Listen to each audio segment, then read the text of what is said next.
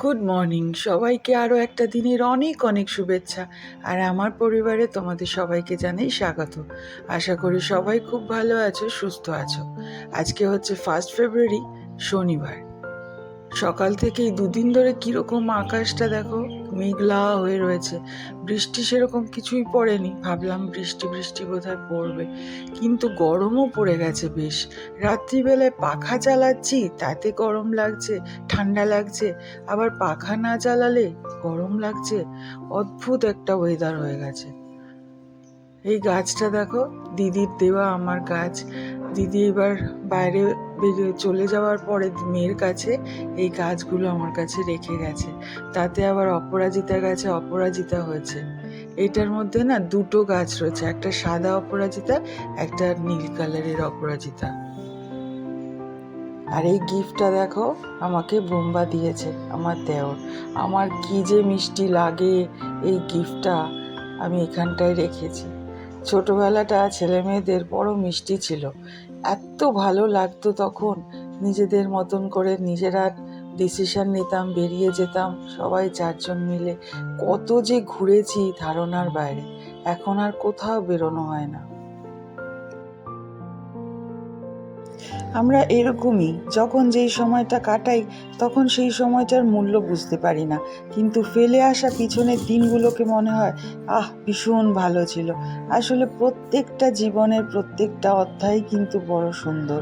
যেই সময়টায় যেই রকম আমাদের প্রথম জীবনের এত ঘোরা, প্রচুর ঘুরেছি, এত ঘুরেছি, সেই সময়টা সেটাই ভালো লাগতো। আবার এখন যদি অত ঘুরতে হয় তখন আবার পেরে উঠবো না। আবার এখন যেই সময়টা কাটাচ্ছি তখন মনে হয় পেছনের দিনগুলো কত ভালো ছিল। এখন তো সারা দিন ঘরে বসে কাজকর্মই করি, কিন্তু আরও যখন বয়স হবে তখন হয়তো আমার এই স্মৃতিগুলো দেখে আমি ভাববো যে তখন কি সুন্দর নিজে হাতে বাটনা বাটতাম, কাজ করতাম, রান্না করতাম।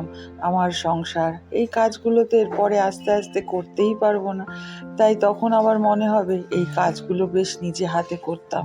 এখন কেউ না করে দিলে করতে পারি না।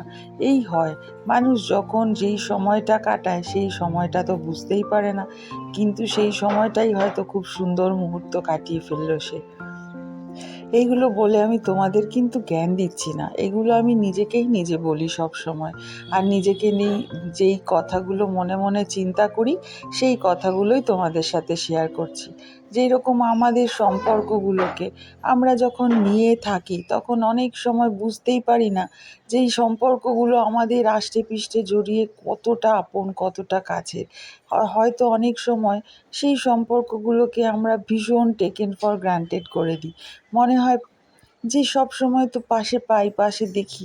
আমি আমার জীবনের কথা বলছি না, এটা আমার সাধারণ অভিজ্ঞতার কথা বলছি। যখন আমরা সবাই মিলে একসাথে থাকি, হয়তো সবার মূল্য সবাই বুঝতে পারে না, যেই সম্পর্ক অনেকগুলো রাগারাগি, অশান্তি, নানা রকমের প্রবলেম, কিন্তু একটা সম্পর্ক হারানোর পরে বোঝা যায় যে ইস, ও ছিল এই জায়গাটায়, কত ভালো ছিল, কত আনন্দ ছিল। চলে যাওয়ার পরে আমরা সেই মূল্যটা বুঝতে পারি। ছোটবেলা থেকেই না আমি এই জিনিসগুলোকে ভীষণ মূল্য দিয়ে এসেছি। এক একটা সম্পর্ক, যে কোনো সম্পর্ক হোক, আমার কাছে ভীষণ দামি, ভীষণ গুরুত্বপূর্ণ। অনেক আগলে রাখার চেষ্টা করি। তবে হ্যাঁ, কিছু কিছু সম্পর্ক হয়তো ধরে রাখা যায় না, যেমন যেগুলো বাইরের সম্পর্ক, বন্ধুত্বের বা অন্য রিলেশনের, হয়তো তারা চলে যাওয়ার জন্য ব্যস্ত হয়ে যায়, তখন তাকে ছেড়ে দিই, তখন তাকে আর বেশি আগলাই না। কারণ যে যেতে চায় তাকে যেতে দিতে হয়। আঁকড়ে ধরে রাখলে না সে আরও তিক্ততা হয়ে যায়। কাজেই হ্যাঁ, পরিবারের কথা বলছি না, পরিবারের ক্ষেত্রে আলাদা ব্যাপার। সেইখানে তো তোমাকে সব কিছু স্যাক্রিফাইস করে, নানা রকমের আপোস করে তোমাকে সব্বাইকে মেনে নিয়ে চলতে হবে। কারণ তারা যে তোমার আষ্টেপৃষ্ঠে জড়িয়ে, তাদের ফেলে চলা তো সম্ভবই না। তবে মনের মতন তো একেবারে কেউই হয় না। যখন সন্তানরা, বাচ্চারা বড় হয়ে যায় তখন মায়ের সাথেও কিন্তু নানা মতের অমিল হয়। সেই জন্য সবার সাথেই কিন্তু মানিয়ে গুছিয়ে চলতে হয়। একদম নিজের মতন করে কাউকেই পাওয়া যায় না। তাই যে যেরকম আছে তার আজকে হয়তো এই সম্পর্কের এই দিকটা ভালো, আবার ওই আরেকটা সম্পর্কের ওই দিকটা ভালো, এই রকম সব ভালোগুলোকে নিয়েই আমাদের দিন কাটে। যাই হোক, এই আজকের রান্না করতে করতেই তোমাদের সাথে নিজের মনের মতন কথা বলে যাচ্ছি। জানি না তোমাদের ভালো লাগবে কি লাগবে না। এই শীতের এই শেষ ফুলকপি আনছি। এখন আর ফুলকপিগুলো দিয়ে ভালো লাগে না খুব একটা, তবে হ্যাঁ, ফুলকপির ভাজা, ফুলকপির পরোটা এগুলো চলতে পারে, কিন্তু শীতের প্রথম ফুলকপির যে টেস্ট, এখন আর সেই ফুলকপিগুলো ভাল লাগে না। আজকে একটু আলু ফুলকপি দিয়ে মাখো একটা ঝোল করি পাতলা, সেই ঝোলটা যে কী টেস্ট লাগে খেতে। কালো জিরে কাঁচা লঙ্কায় ফোড়ন দেব, আলু আর ফুলকপিগুলোকে চাপা ঢাকা দিয়ে ভালো করে ভেজে নিচ্ছি। এই পুরো শীতকালটা গেল কত রকমের সবজি, পেঁয়াজকলি, আলু ভাজা, ফুলকপি, বাঁধাকপি, গাজর, ক্যাপসিকাম ভাজা, সমস্ত কিছু সবজি। আর এই গরমকাল আসবে তখন সাধের লাউ, ঝিঙে আর পটল, সঙ্গে যদি একটু পেঁপে খাওয়া যেতে পারে তো খাওয়া যায়। এই গরমকালে যেন কিচ্ছুই ভালো লাগে না। আর আমার আগে থেকেই তো টেনশন শুরু হয়ে যায়। অনেকেই দেখি গরমকালটাকে ভীষণ পছন্দ করে, আমি যে কেন ভয় পাই এত, একদম চিন্তাই করতে পারি না।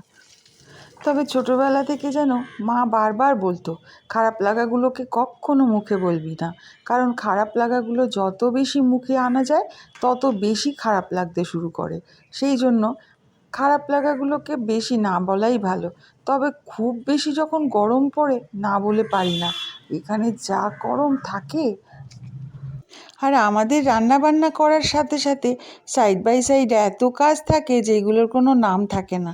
যেরকম এই সবজিপাতিগুলোকে জায়গায় গুছিয়ে রাখা, যদিও আমাদের একদম বাড়ির পাশে সব পাওয়া যায় বলে আমি না ফ্রিজে সব কিছু বেশি স্টোর করে রাখি না, তাহলে পরে গিয়ে সেটা টেনশন হয়ে যায়, হেডেক হয়ে যায় যে আমাকে এইটা করতেই হবে।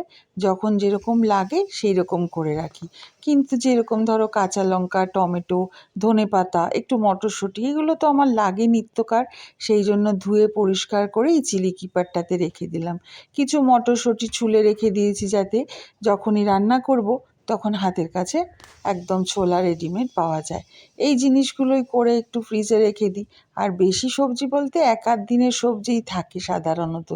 যখন খুব বেশি ভরে যায় তখন আমার মাথায় চিন্তা হতে শুরু করে দেয়।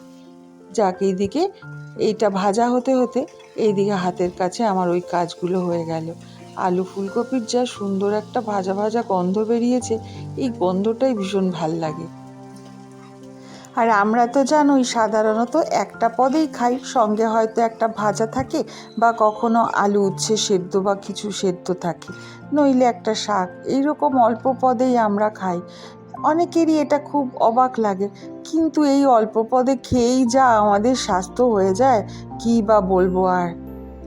পঞ্চপদে খেলে তো আর দেখতেই হবে না।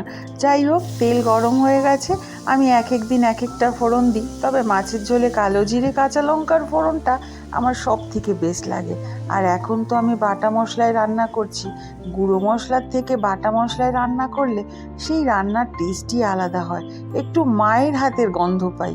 মায়ের হাতের রান্না তো আর খেতে পারি না, তবে আমার মা বাড়িতে সব সময় বাটা মশলায় রান্না করতো জানো। সেই বাটা মশলার রান্নার যে কী অপূর্ব টেস্ট, এখন মনে হয় তখন বেছে বেছে খেতাম। মায়ের রান্না খেতে গিয়েও কত বকা খেতাম যে খাচ্ছি না কেন। এখন মনে হয় কাশ একটু মায়ের হাতের রান্নাটা পেতাম। তারপরেও আবার দিদির রান্না খেতে আমি ভীষণ ভালোবাসি। দারুণ রান্না আমার দিদির, নিরামিষ রান্না তো কথাই হবে না।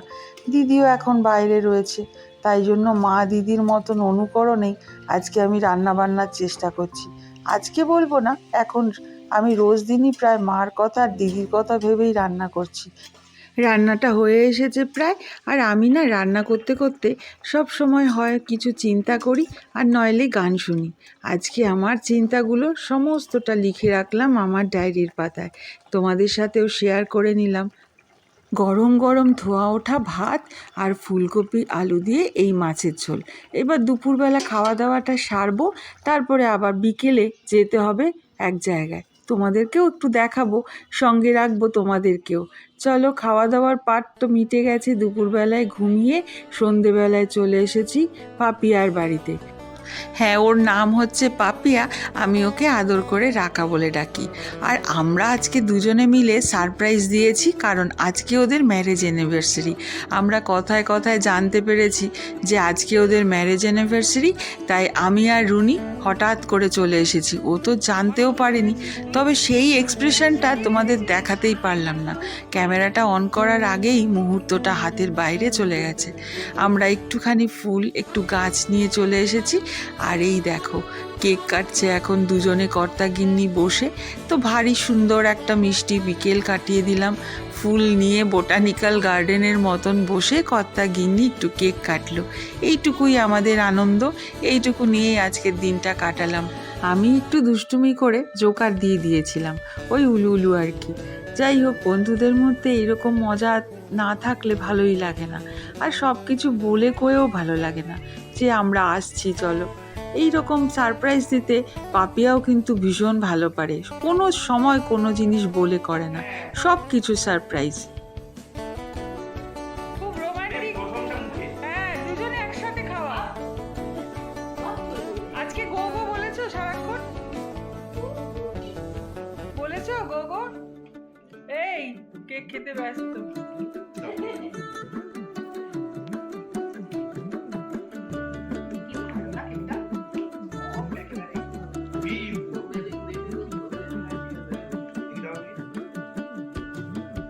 আমার আজকের দিনের বকবক যারা শেষ পর্যন্ত শুনলে তাদেরকে অসংখ্য ধন্যবাদ। আর ভালো লাগলে একটা লাইক দিও, আর নিজেদের মতামত আমাকে কমেন্ট করে অবশ্যই জানিও। আর নিজেদের অনেক খেয়াল রেখো, সুস্থ থেকো। আবার তোমাদের সাথে দেখা হবে আমার পরের একটা ব্লগে। ততক্ষণের জন্য bye bye and good night.